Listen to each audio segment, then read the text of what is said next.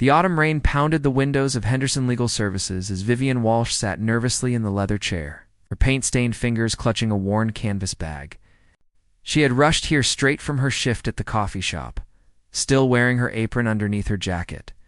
The lawyer, Mr. Henderson, a distinguished man with kind eyes, cleared his throat and adjusted the papers before him.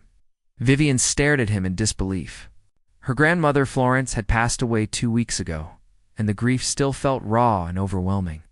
Florence had been everything to Vivienne after her parents died in a car accident when she was 8 years old. The old woman had raised her with love, wisdom, and endless patience. Teaching her to paint and dream despite their modest means, Mr. Henderson spoke carefully, watching her reaction. "Your grandmother has left you her entire estate, Miss Walsh. The total value is approximately $2.8 million, including her house, investments, and savings." Vivienne felt her heart stop. That amount of money was beyond anything she had ever imagined. She could barely afford her rent each month, juggling 3 part-time jobs just to survive in the expensive city. But before hope could fully bloom in her chest, Mr. Henderson continued. "However, there is a condition, a rather unusual one." Vivienne leaned forward, her stomach churning with sudden anxiety. "What kind of condition?" "You must marry Judge Theodore Grant within 60 days of your grandmother's passing. If you refuse or fail to meet this deadline, the entire estate will be donated to charity. Your grandmother was very specific about this requirement." The words seemed to echo in the quiet office. Vivienne felt dizzy, as if the floor had dropped away beneath her feet. "Marry who? I don't even know anyone by that name." Mr. Henderson pulled out a photograph and slid it across the desk. Vivienne picked it up with trembling hands. The image showed a devastatingly handsome man in judicial robes, his dark hair perfectly styled, his jaw strong and defined. But it was his eyes that caught her attention. They were a striking shade of blue-gray, intelligent and piercing, yet somehow distant and cold. He looked like he had never smiled in his entire life. "Judge Theodore Grant is one of the most respected judges in the state," Mr. Henderson explained.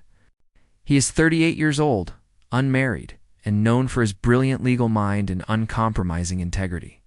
Your grandmother and his late mother, Caroline Grant, were best friends for over 40 years. Vivienne shook her head, still struggling to process this information. But why would he agree to marry a complete stranger? This makes no sense. Mr. Henderson folded his hands on the desk. Your grandmother saved the Grant family when Theodore was a young boy. His father had abandoned them, and they had nothing. Florence paid for Theodore's entire education, from elementary school through law school. She believed in him when everyone else saw only a poor kid from the wrong side of town. He owes her a debt he can never fully repay. When Florence approached him about this arrangement 6 months ago, he agreed without hesitation. 6 months ago? My grandmother planned this that long ago. She knew her time was limited. She wanted to ensure you would be taken care of, and she genuinely believed you and Theodore would be good for each other. Caroline Grant had the same belief before she passed away 5 years ago. Both women saw something in this match that they felt was worth pursuing. Vivienne looked at the photograph again. Judge Theodore Grant stared back at her with those cold, unreachable eyes. What kind of man agrees to marry someone he had never met? What kind of life would that be? But $2.8 million would change everything. She could finally pursue her art full-time. She could stop worrying about rent and food and medical bills. She could breathe. 3 weeks later, Vivienne found herself sitting in a private room at an upscale restaurant, waiting to meet the man who would become her husband. She had chosen her only good dress, a simple navy blue piece she had bought secondhand, and had spent an hour trying to tame her wild auburn curls. Her hands would not stop shaking. When Theodore Grant walked through the door, Vivienne felt the air leave her lungs. The photograph had not done him justice. He was tall, easily over 6 feet, with broad shoulders that filled out his expensive charcoal suit perfectly. His presence commanded the entire room without him saying a single word. Every person in the restaurant turned to look as he moved with controlled grace toward her table. "Miss Walsh," he said, his voice deep and carefully modulated. "I am Theodore Grant." "Please call me Vivienne," she managed, standing and extending her hand. When his hand closed around hers, she felt an unexpected jolt of electricity race up her arm and straight to her chest. His palm was warm and strong, and for just a moment, something flickered in those blue-gray eyes. But then he released her hand quickly, almost abruptly, and sat down across from her with rigid, perfect posture. For several long seconds, neither of them spoke. Vivienne studied his face, noting the tension in his jaw, the way his shoulders remained stiff, the careful distance he maintained even while seated. He looked like a man who had built walls so high around himself that he had forgotten what it felt like to let anyone in. Theodore broke the silence first. "I want to establish clear expectations for this arrangement. This marriage is purely to honor your grandmother's final wishes and to fulfill the obligation I owe her. I require nothing from you beyond appearing as my wife when necessary for public or professional events. You will have complete freedom within the house. Your own rooms, your own space. The inheritance will be entirely yours to use as you wish. After 1 year, we can quietly divorce if that is what you prefer. I will not contest it." His words were clinical, businesslike, as if he were outlining the terms of a contract rather than a marriage. Vivienne felt something cold settle in her stomach. "That sounds very practical. What do you get out of this arrangement, Judge Grant?" "Call me Theodore," he said quietly. Then, for the first time, something shifted in his expression. The coldness cracked just slightly, revealing a glimpse of pain so deep it made Vivienne's breath catch. "I get peace of mind knowing I have honored the woman who gave me everything when I had nothing. Your grandmother saved my life in ways that go far beyond money. She saw worth in me when no one else did. This is the absolute least I can do for her memory." The vulnerability in his voice lasted only a moment before the walls slammed back into place. But Vivienne had seen it, and something in her chest ached with unexpected sympathy. "I understand," she said softly, "and I accept your terms." The wedding took place at the courthouse exactly 4 weeks later. Vivienne wore a cream-colored vintage dress she had found at a thrift store, delicate lace sleeves and a flowing skirt. Theodore wore another impeccable dark suit. There were no flowers, no music, no guests, except for Mrs. Patterson, Theodore's longtime housekeeper, who served as their witness. When the officiating judge asked Theodore if he took Vivienne to be his lawfully wedded wife, there was the briefest pause before he answered, "I do." His voice was steady and controlled, giving away nothing. When it was time to seal their vows with a kiss, Theodore leaned forward and pressed his lips against her forehead instead of her mouth. The gesture was so gentle, so unexpected, that Vivienne felt tears prick her eyes. Then it was over, and they were married. Theodore's home was a stunning colonial mansion in the most exclusive neighborhood in the city. White columns framed the entrance, and the gardens were immaculately maintained with roses and hedges shaped into perfect geometric forms. Inside, everything was elegant and expensive, but strangely sterile. It felt more like a museum or a hotel than a home where someone actually lived. "Mrs. Patterson will show you to your rooms," Theodore said as soon as they entered. "I have work that requires my attention." He disappeared into his study before Vivienne could respond. Mrs. Patterson, a warm-faced woman in her 60s with kind eyes and graying hair, gave Vivienne an apologetic smile. "Do not mind Mr. Grant, dear. He has been alone in this house for a very long time. He does not know how to be any other way."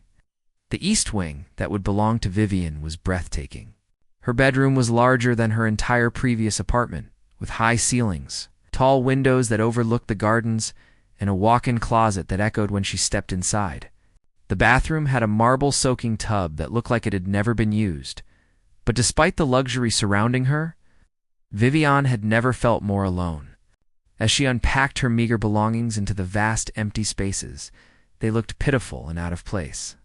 That night, lying in a bed so large she felt lost in it, Vivienne stared at the ceiling and wondered what she had gotten herself into.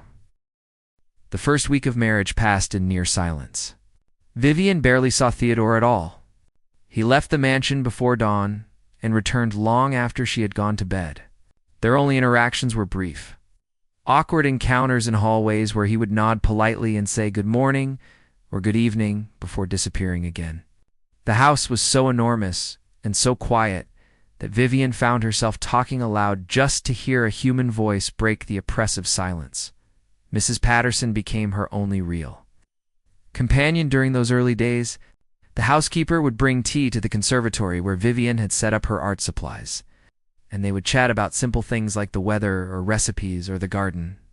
But even Mrs. Patterson seemed hesitant to talk about Theodore, always changing the subject whenever Vivienne tried to ask about him. On the 9th night, unable to sleep in the vast, empty bedroom, Vivienne wrapped a shawl around her shoulders and wandered into the gardens behind the mansion. The moon hung full and bright in the sky, casting silver light across the perfectly manicured lawns and rose bushes. The air smelled of jasmine and night-blooming flowers. It was beautiful, but the beauty felt hollow without anyone to share it with. That was when she heard it, a tiny, desperate mewing sound coming from beneath one of the hedges near the stone fountain. Vivienne knelt down, pushing aside branches, and found a small orange tabby kitten huddled against the roots. The poor thing was shivering and thin, its ribs visible beneath its patchy fur. It could not have been more than 5 or 6 weeks old. Without hesitation, Vivienne scooped the kitten into her arms and held it close to her chest. The tiny creature immediately began to purr, a sound that seemed impossibly loud for something so small and fragile. Its green eyes blinked up at her with complete trust. "Where did you come from, little one?" Vivienne whispered, examining the kitten carefully. "Where is your mother?"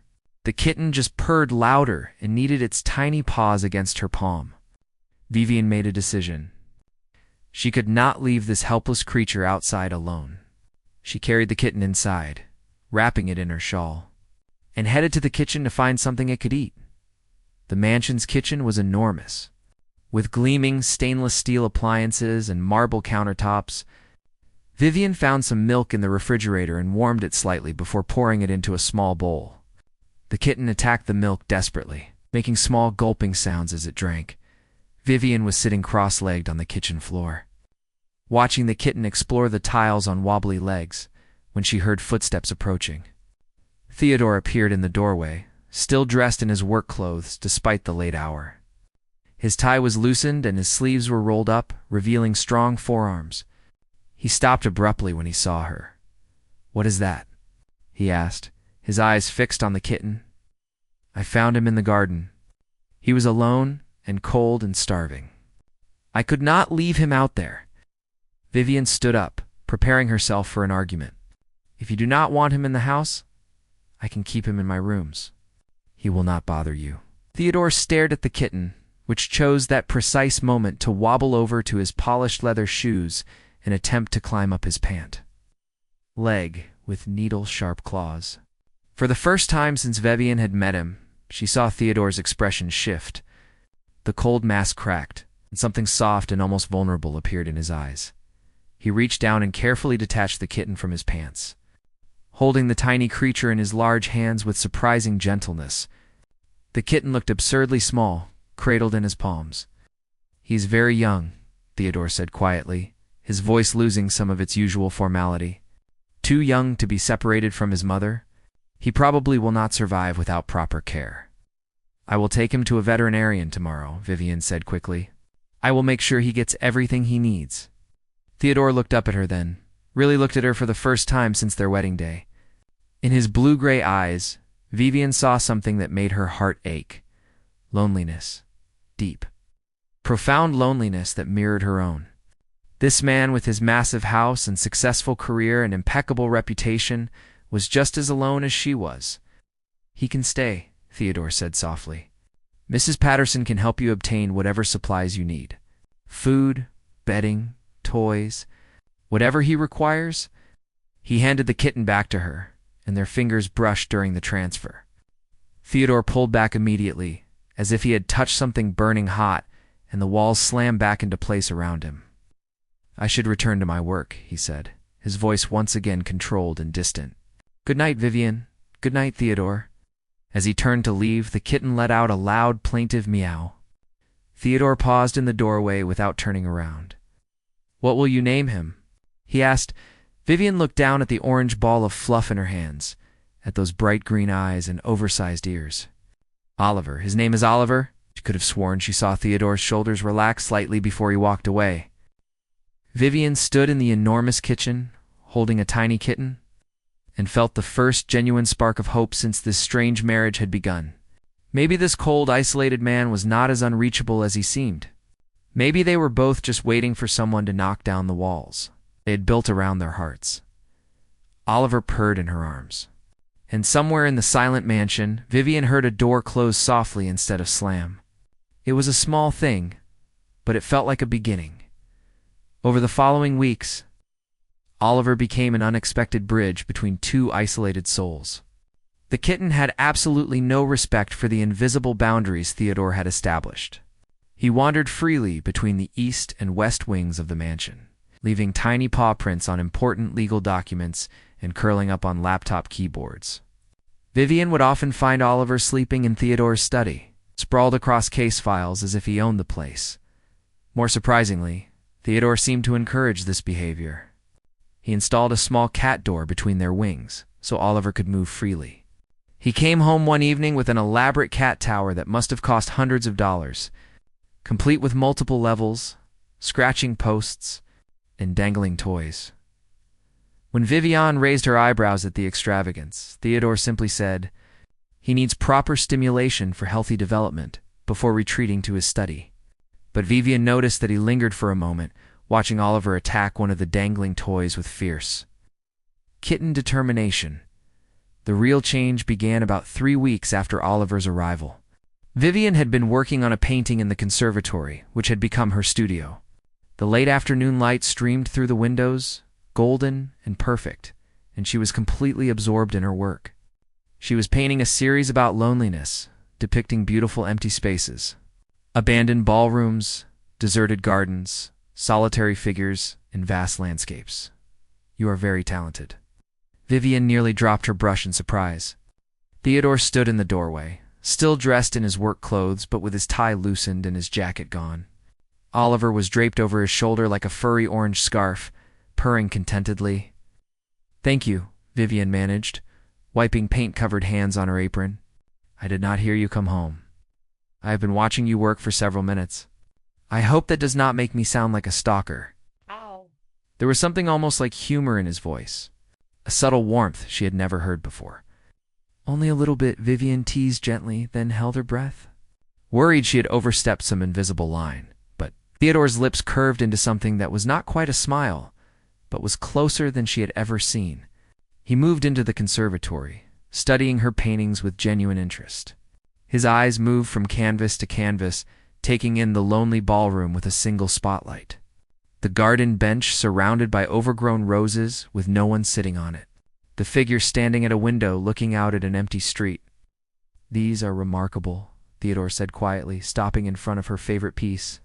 It showed a man sitting alone in a large library, surrounded by thousands of books, but reading none of them, just staring into space. "You capture isolation in a way that feels very personal. Very real. I paint what I know," Vivienne admitted before she could stop herself. Theodore was silent for a long moment, still looking at the painting. Oliver climbed down from his shoulder and padded over to Vivienne, rubbing against her legs. When Theodore finally spoke, his voice was barely above a whisper. "I understand that feeling more than you might think." Vivienne set down her brush and turned to face him fully. "Theodore, can I ask you something?" He tensed immediately, and she saw his defenses start to rise. But then Oliver meowed loudly, as if encouraging him to stay, and something in Theodore seemed to give way. "You can ask. I cannot promise I will answer. Why do you live in this enormous house all alone?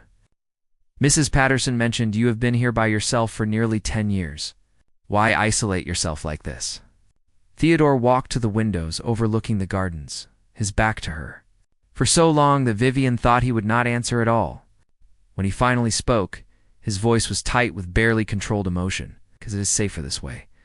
"For everyone? Safer. I do not understand."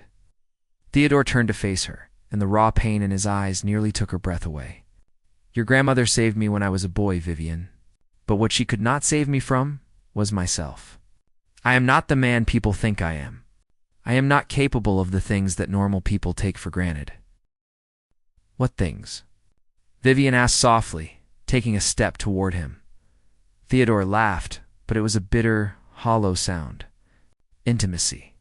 Connection. Love. I am 38 years old, and I have never had a relationship that lasted more than a few weeks. I've never let anyone truly close to me. I cannot." Vivienne felt her heart breaking for him. "Why not?" "Because I am broken, Vivienne.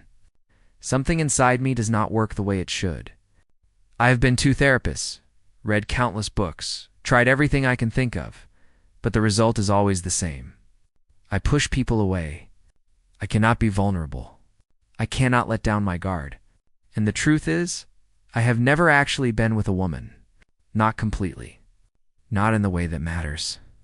The confession hung in the air between them. Vivienne saw the shame in his eyes, the self-loathing that he carried like a weight on his shoulders. Here was this brilliant, successful, devastatingly handsome man, admitting that he had never experienced true intimacy with another person. "Theodore," Vivienne said gently, crossing the room to stand directly in front of him, "you are not broken. You are scared. There is a difference." "You do not understand." "I do understand," she interrupted. "I understand what it feels like to build walls so high that no one can reach you. I understand loneliness so deep it feels like it might swallow you whole. I paint those feelings every single day." Theodore stared at her, and Vivienne saw something shift in his expression. Hope, maybe mixed with fear. Oliver chose that moment to wind between both their legs, purring so loudly they could both hear it. "The kitten has no sense of appropriate boundaries," Theodore said. But his voice was softer now, almost tender. "Maybe that is exactly what we both need," Vivienne replied. "Someone who refuses to respect the walls we have built."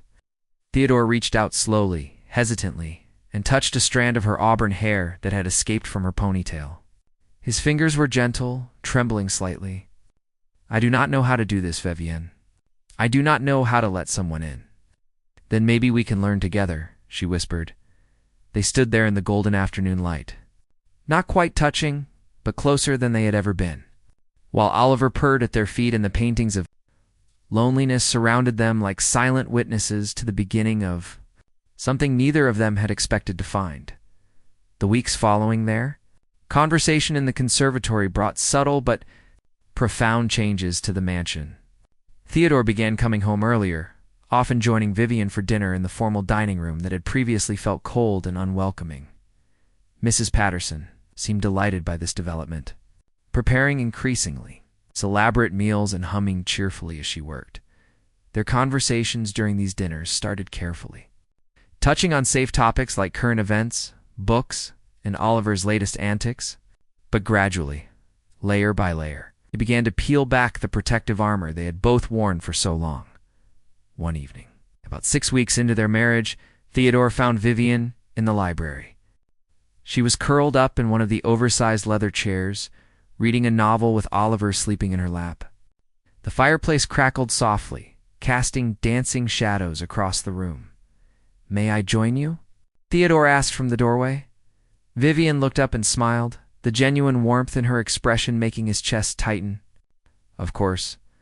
This is your house, Theodore. You do not need permission to enter any room." "It is our house now," he corrected gently, settling into the chair across from her. "I have been thinking about that a great deal lately. How strange it is to share space with another person after so many years alone. Strange in a bad way?" Vivienne asked, setting her book aside. Theodore was quiet for a moment, watching the firelight play across her features. She was beautiful in a way he had not fully appreciated before. Not the polished, artificial beauty that graced magazine covers, but something real and warm and alive. Her auburn hair caught the golden light, and her hazel eyes held a depth of understanding that made him want to tell her everything. "Strange in a way that terrifies me," he admitted, "but also in a way that feels right. Does that make sense?" "Perfect sense," Vivienne replied softly. "I feel the same way." Theodore leaned forward, resting his elbows on his knees. "Tell me about your parents. Your grandmother spoke of them sometimes, but I want to hear it from you." Vivienne's expression grew distant, touched with old grief. "They died when I was 8. Car accident on a rainy night. My father was driving home from my school play. My mother was in the passenger seat laughing about something I had said. Then a truck ran a red light and suddenly they were gone. Just like that. One moment I had a family, and the next I had nothing except my grandmother. I am so sorry, Vivienne. She nodded, absently stroking Oliver's soft fur. My grandmother saved me, just like she saved you. She taught me that love does not always come in the package you expect. Sometimes it arrives in the form of an elderly woman who smells like lavender and teaches you to see beauty in broken things. Theodore felt something crack inside his chest. She used to tell me the same thing, that broken things often become the most beautiful when someone takes the time to truly see them. She was right, Vivienne said, meeting his eyes. You are proof of that, Theodore. You think you are broken, but I see something magnificent. A man who honors his debts even when it costs him his freedom. A man who installs cat doors and buys elaborate cat towers because a tiny kitten needs proper stimulation. A man who is so terrified of hurting people that he has chosen loneliness over the risk of causing pain. Theodore felt his throat tighten with emotion. You see me too kindly? I see you clearly, Vivienne corrected. And I am not going anywhere, Theodore. This marriage may have started as an obligation, but it has become something more, at least for me. The confession hung between them, weighted with possibility and fear. Theodore stood abruptly, walking to the window that overlooked the moonlit gardens, his hands clenched at his sides. I do not know how to give you what you deserve, he said, his voice rough. I have spent my entire adult life avoiding intimacy because I am terrified of failing, of being inadequate, of confirming what I have always suspected about myself. Vivienne set Oliver gently on the chair and crossed the room to stand beside Theodore. She did not touch him, but her presence was a warm comfort in the darkness. What is it you suspect about yourself? That I am incapable of love. That something fundamental is missing inside me. My father abandoned us when I was 6 years old. He walked out the door one morning and never came back. No explanation, no goodbye. Just gone.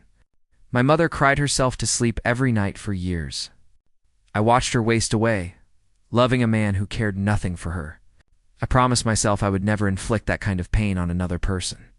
I would never let myself become vulnerable enough to hurt someone the way my father hurt my mother. Oh, Theodore, Vivienne breathed, understanding flooding through her. You are not protecting people from you.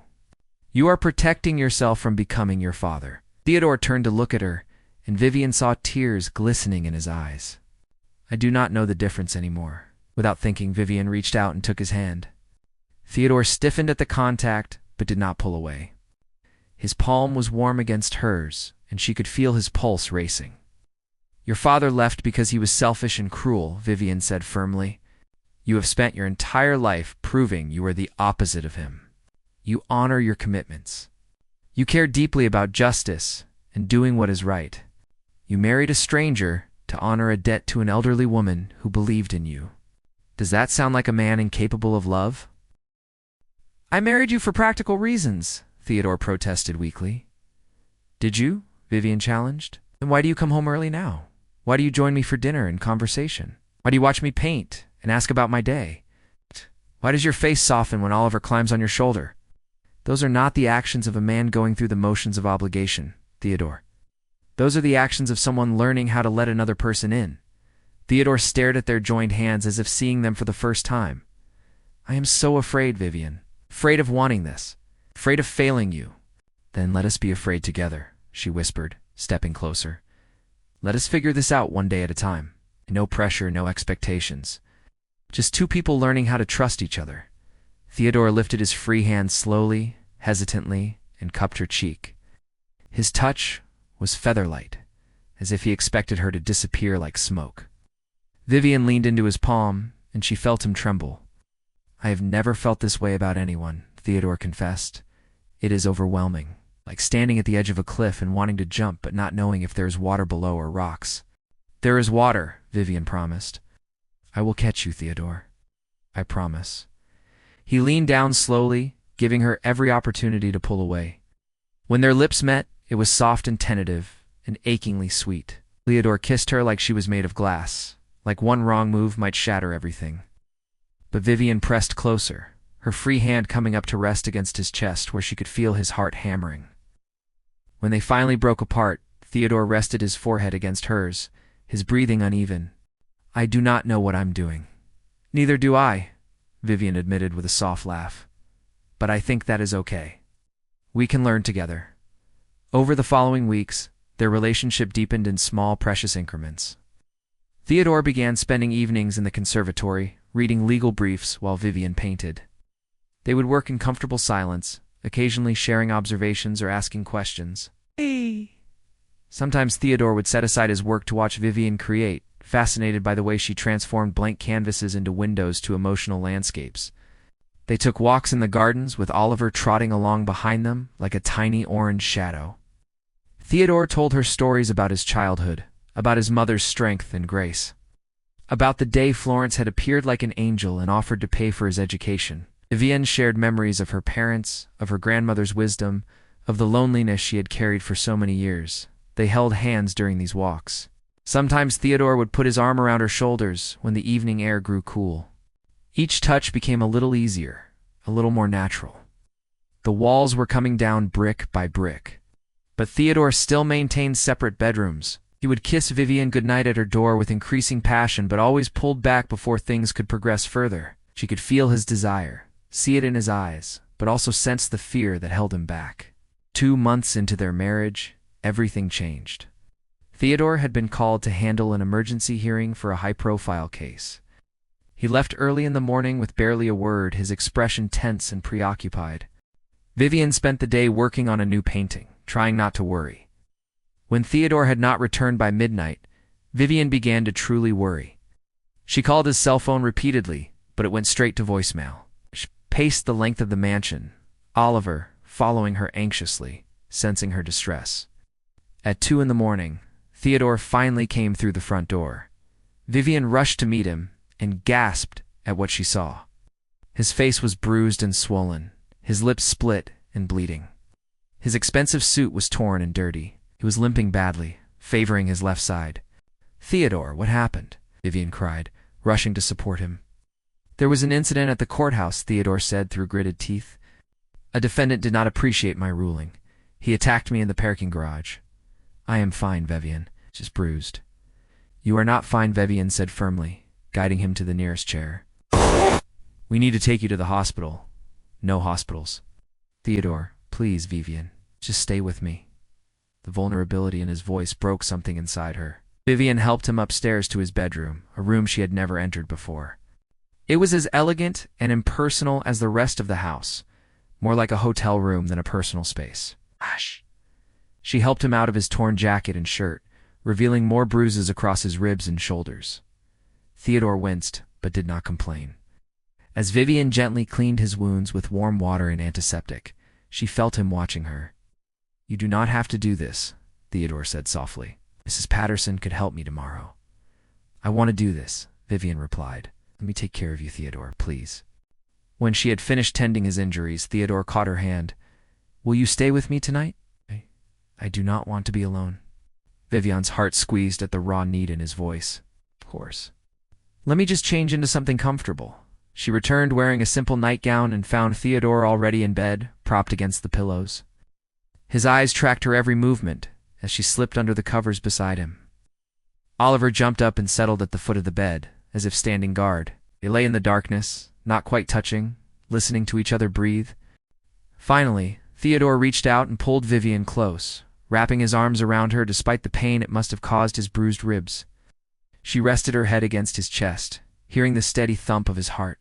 "I was so scared today," Theodore confessed into the darkness. "Not of being attacked. I was scared that I might die without ever telling you the truth." "What truth?" Vivienne whispered. "That I have fallen in love with you, completely, desperately, terrifyingly in love with you. I do not know when it happened. Maybe it was the night you rescued Oliver. Maybe it was watching you paint your beautiful, heartbreaking pictures. Maybe it was the first moment I saw you sitting in that restaurant looking so nervous and brave. But somewhere along the way, you became everything to me, Vivienne. And I am so afraid of losing you." Vivienne lifted her head to look at him, her eyes shining with tears. "You are not going to lose me, Theodore. I love you too." I think I have loved you since the night you held Oliver so gently in your big hands and I saw past all those walls you built. Theodore cupped her face in his hands and kissed her with a desperation that spoke of months of pent-up longing. This kiss was different from all the others. It was not tentative or careful. It was hungry and real and full of promise. "Make love to me, Vivienne," Theodore breathed against her lips. "I do not know what I am doing, but I want to try." "With you? Only with you? Are you sure?" Vivienne asked, searching his eyes.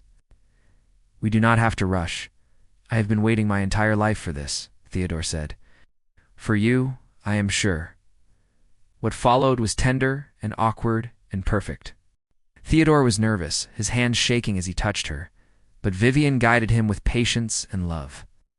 They learned each other slowly, discovering what brought pleasure, what made the other gasp or sigh. When they finally came together, Theodore buried his face in her neck and whispered her name like a prayer. Afterward, they lay tangled together in the darkness, Theodore's arms wrapped protectively around Vivienne. Oliver had discreetly relocated to his cat tree in the corner. "Thank you," Theodore said softly, pressing a kiss to her hair. "For what? For seeing past my walls? For being patient with me? For teaching me that I am not broken after all, just scared?" Vivienne turned in his arms to face him. "You taught me something too, Theodore. You taught me that love can grow in the most unexpected places. That sometimes the most beautiful things come from honoring obligations we never asked for." Theodore smiled, a real, genuine smile that transformed his entire face. "Your grandmother knew what she was doing. She always did." Vivienne agreed with a soft laugh.